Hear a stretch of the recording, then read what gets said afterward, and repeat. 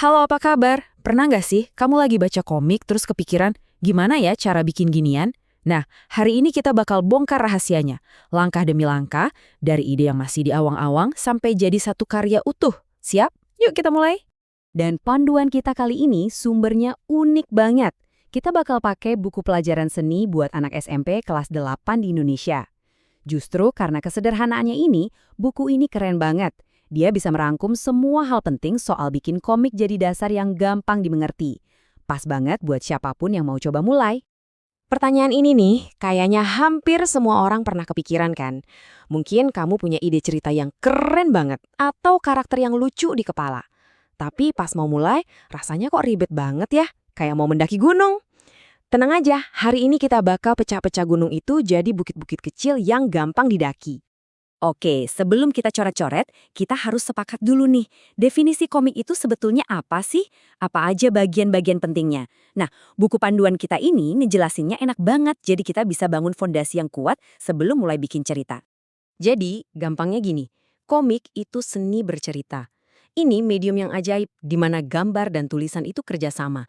Gambar bukan cuma pajangan, tulisan bukan cuma keterangan. Dua-duanya itu kayak menari bareng buat ngebangun sebuah cerita. Jadi intinya bukan cuma gambar yang bagus, tapi gambar yang bisa ngomong. Oke, kita udah tahu apa itu komik. Sekarang kita ngomongin di mana cerita kita bakal hidup. Buku ini ngenalin dua format utama, dua jenis kanvas yang bisa kamu pilih buat memulai petualangan kreatifmu. Nah, coba lihat bedanya di sini. Di sebelah kiri, komik strip itu ibarat lari sprint ya. Cuma butuh beberapa panel buat nyampein satu lelucon atau satu momen.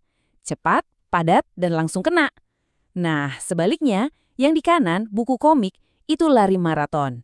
Kamu punya banyak halaman buat ngebangun dunia, ngembangin karakter, dan bikin alur cerita yang lebih kompleks. Jadi, coba tanya ke diri sendiri. Cerita gue ini tipe sprint atau maraton? Oke, definisi udah, format udah. Sekarang kita ngomongin senjatanya. Gimana caranya kamu bakal wujudin visimu ini? Ada dua jalan utama yang bisa kamu pilih dan masing-masing punya kelebihan dan kekurangannya sendiri. Tabel ini ngejelasinnya pas banget. Teknik manual yang di kiri itu punya sentuhan yang personal banget.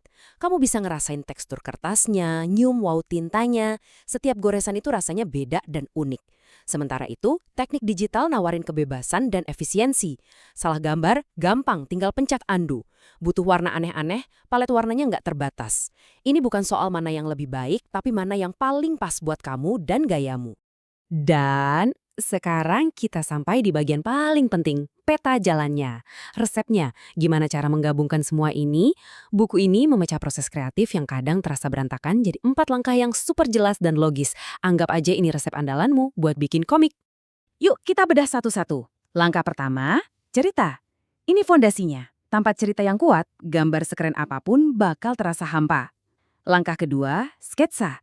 Di sini kamu mulai nerjemahin ceritamu jadi gambar.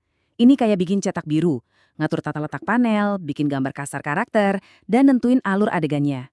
Lanjut langkah ketiga, tinta dan teks. Sekarang waktunya nebelin garis sketsa kamu dan masukin dialog. Di tahap inilah gambar jadi kelihatan bersih dan cerita mulai bisa dibaca. Terakhir, langkah keempat, warna. Warna itu bukan cuma hiasan loh, warna itu nentuin mood, emosi, dan suasana. Jadi, tiap langkah ini saling membangun, mengubah proses yang tadinya kelihatan serem jadi tugas-tugas kecil yang bisa dikerjain. Nah, disinilah letak kejeniusan pendekatan dari buku ini. Prosesnya jadi terarah, terencana, dan bermakna.